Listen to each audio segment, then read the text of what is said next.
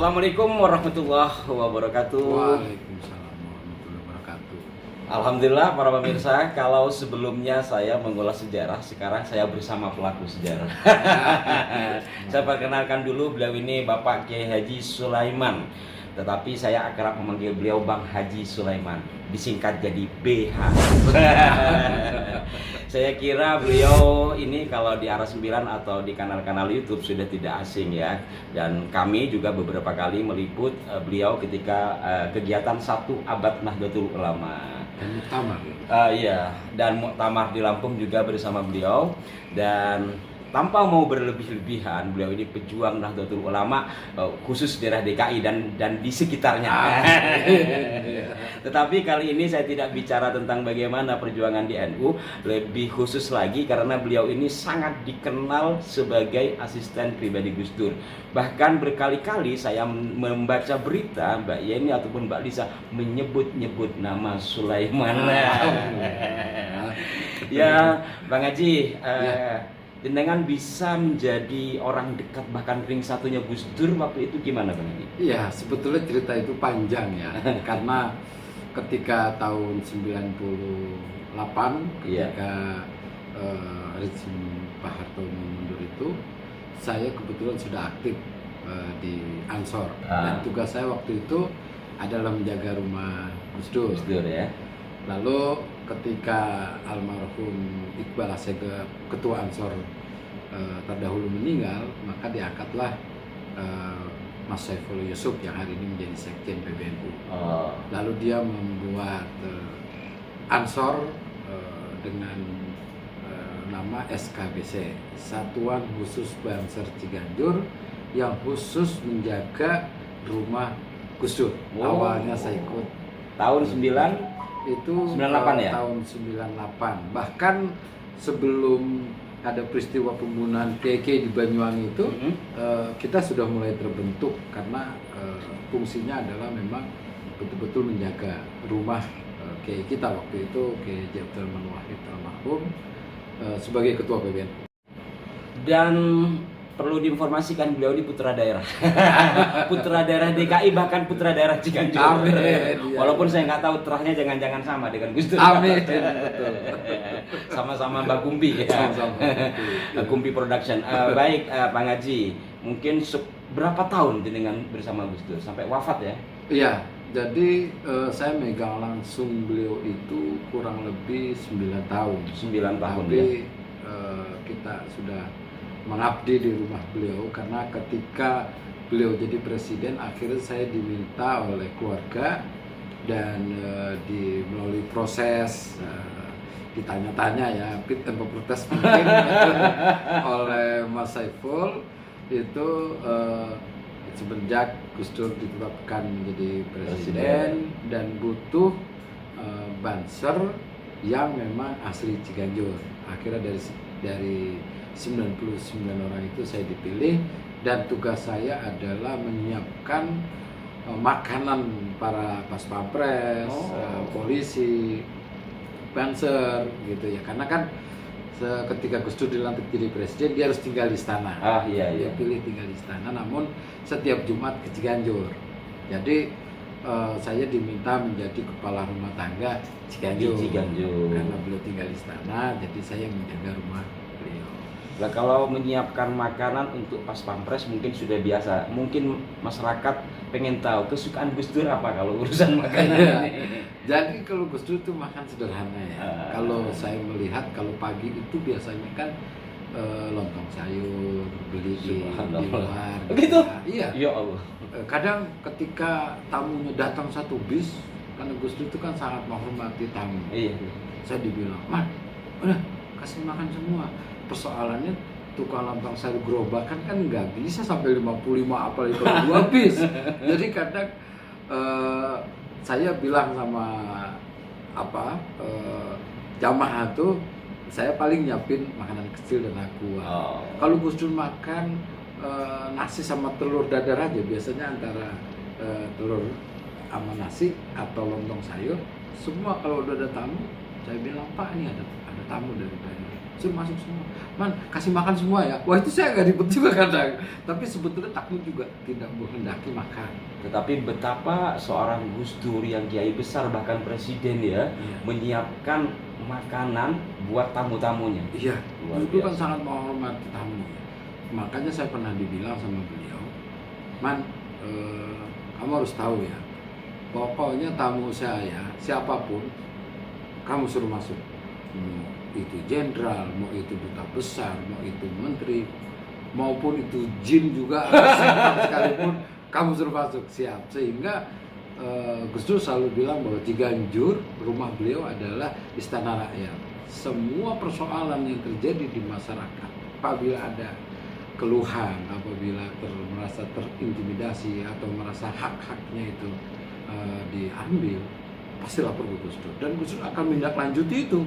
Ada satu cerita ketika ada seorang petani begitu merasa bahwa tanahnya yang cuma satu, kalau di kampung itu ada satu bata ya, Satu bata ya. bata kan luasnya nggak seberapa, merasa bahwa itu dia merasa dizolimi.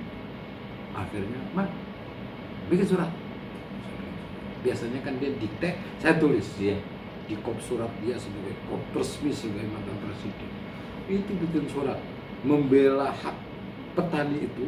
Tembusannya kemana? Pertama kepada presiden, kedua menteri, akhirnya ketiga gubernur, bupati, semua pejabat di tingkatan itu dikirimin suratan sama presiden. Masya Allah, berarti Gus Dur mulai dari sebelum jadi presiden, ketika sudah jadi presiden, dan setelah tidak jadi presiden masih sedemikian perhatian sama rakyatnya. Iya, karena saya juga melihat bahwa Gus Dur memang betul-betul membela hak-hak masyarakat, nggak melihat dari agama, ras, golongan, siapapun yang memang harus ditolong, ya ditolong. Gitu. Dan itu menurut saya mungkin mencari tokoh seperti itu sulit. Beliau sebagai cucu pendiri NU, sebagai mantan ketua PBNU, sebagai mantan presiden, dia lebih suka ketemu dengan rakyatnya karena dia mendengar dan dia perjuangkan. Masya Allah, merinding saya, merinding. Dan alhamdulillah pemirsa, saya bersama beliau ini bisa mendapatkan kesempatan ziarah di makam Gus Dur, di makam pendiri NU ketika 1 abad NU yang kemarin. Barokahnya justru barokahnya BHS. Iya. Baik, terakhir Bang Haji, nanti pada episode-episode yang lainnya saya masih butuh Bang Haji untuk mengorek keterangan terkait dengan sikap-sikap juang dan kerakyatan Gus Dur. Mungkin selama 9 tahun pasti Bang Haji ada sesuatu yang paling mengena di hati Bang Haji terkait dengan Gus Dur. Iya, Gus Dur sangat perhatian ya. Walaupun saya juga merasa sebetulnya saya tidak pantas untuk menjadi sekretaris beliau. Bahasanya itu saya bilang saya seprinya ya. Semua kegiatan, semua jadwal itu memang saya yang mengatur, walaupun tentu atas persetujuan beliau. Jadi saya ingat waktu itu karena memang mungkin dalam keseharian saya itu saya harus bisa dikatakan 24 jam sama beliau gitu ya, karena saya pun dulu sampai tidur mungkin di pintu kamarnya. Dan saya merasa bahwa ketika saya mau menikah saya berpikir nanti Gus Dur sama siapa, sehingga saya dulu punya kesepakatan sama orang tua saya dan istri saya menikah secara diam-diam aja tanpa diketahui oleh Gus Dur. Tiba-tiba ketika subuh Gus Dur bangun, Gus Dur justru tahu dan saya nggak tahu beliau tahu dari mana. Dia cuma bilang, kamu mau menikah ya Man? Saya berat jawabnya juga, Pak, saya mau menikah. Ya sudah, nanti biar saya yang mengakadkan. Terus, oh iya Pak, tapi nanti saya gimana? Apa? Kata Gus Dur. Nanti kamu mau saya nikahkan dengan bahasa apa? Ya terserah Bapak, mau bahasa Inggris, mau bahasa Arab, mau bahasa Cina, atau dia apa bahasa Jawa, terserah Bapak aja, kan Bapak yang mau menikahkan. Saya bilang, sudah. Tapi saya kan, ya nanti bahasa Arab aja, kata Gus Dur. Tapi saya kan bukan keluaran pondok beneran Pak, saya ini cuma santri santri kalong lah ya, kalong atau santri teras Pak. Yang ngajinya tuh ya cuma di luar pondok aja, cuma dengerin ngaji aja. Ya udah nanti saya ajarin gitu. Akhirnya di kantor ketika tamu nggak ada, saya dikasih dikasih arahan sama beliau, nanti kamu menikah dengan mas kawin emas 5 gram ya, nanti saya akad. Ngomongin gimana Pak? Nah dia ngajarin saya tuh butuh menikah tasbijah gitu ya. Nah saya terus berulang-ulang sampai pada akhirnya ketika pernikahan saya, beliau sebelum ada acara di Jombang nginep, tapi dia usahakan pesawat pertama dari Surabaya dan betul-betul datang sesuai dengan jadwal yang saya buat, karena menikah saya jam 10, jam 9 Gustur sudah sampai di rumah tua saya dan mengakadkan saya. Saya merasa bahwa itu adalah kenangan terindah gitu ya. Beliau mengakadin, beliau yang menyarankan beli emas berapa gram, dan beliau yang membiayakan dananya 10 juta, dan itu buat saya kenangan yang sangat berarti buat saya, walaupun banyak masih, namun salah satunya itu. Salah satunya adalah ketika pernikahan itu ya, itu momen sakral yang insya Allah mudah-mudahan sampai seumur hidup ya, dan meneruskan generasi di dalam perjuangan. Ini mungkin orang akan nggak percaya, masa iya sih gitu kan, seorang asisten Pak Haji Sulaiman dulu mungkin belum haji ya, ya masih muda gitu ya, dinikahkan oleh Gus Dur, sak biayanya juga, dan beliau dalam kesibukannya masih bisa menepati waktu dengan naik pesawat pertama demi pernikahan seorang Sulaiman yang asistennya itu. Dan itu Insyaallah dia juga yang yang bilang, "Man, nanti nasihat perkawinannya Pak Alwi aja." Pak Alwi siap. Alwi. Akhirnya Pak Alwi ditelepon, "Pak Alwi nanti jadi saksi pernikahan itu ya, Sulaiman ya." Lalu waktu itu saksinya salah satu juga Pak Mahfud. Pak Mahfud MD ya? Pak Mahfud karena memang kebetulan kawan baik banget Pak Mahfud itu, karena Pak Mahfud sedang ada jatah ngajar di Jogja, akhirnya dia mengirimkan salam dan memberikan batik ke saya gitu, sebagai permohonan maaf tidak bisa hadir. Dan waktu itu kalau nggak salah juga doanya Gus Dur sempat telepon Gus Mus. Jadi saya melihat bahwa orang-orang terbaik dia waktu itu, masanya itu, mencoba untuk bisa hadir dalam pernikahan saya. Wah, itu sungguh luar biasa. Saya tapi memang Gus Mus juga tidak bisa hadir karena kalau nggak salah lagi umroh pelaporan. Tapi dia menggantikan peran Kiai Amirullah Pondok Pesantren Bekasi. Masya Allah, luar biasa, sungguh berharga itu tak ternilai. Artinya kalau kita melihat Gus Mus walaupun berhalangan ya, kemudian Pak Mahfud MD, kemudian Pak Alwi. Kalau Pak Alwi bisa hadir? Alwi hadir. Masya Allah. Itu orang-orang yang waktu itu mungkin orang-orang yang memiliki kekhususan ya, dan harus datang atau setidaknya memberikan restu dan ucapan doa buat Bang Haji Sulaiman dalam akad nikahnya.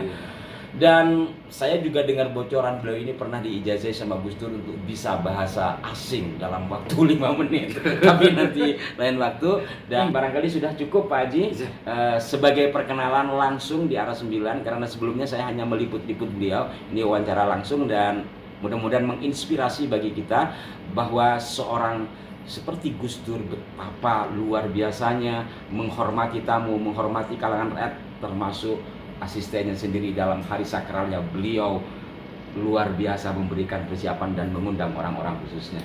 Terima kasih Bang Haji, mudah-mudahan Bang Haji Sulaiman bisa meneruskan perjuangan Gus Dur dalam humanisme dan keagamaan. Apalagi sekarang Bang Haji sudah menjadi ketua NU mulai dari tingkat ranting sampai ke tingkat PW ya. Mohon maaf jika ada kekeliruan dan terima kasih sekali lagi Bang Haji. Sampai jumpa. Wassalamualaikum warahmatullahi wabarakatuh. Waalaikumsalam warahmatullahi wabarakatuh.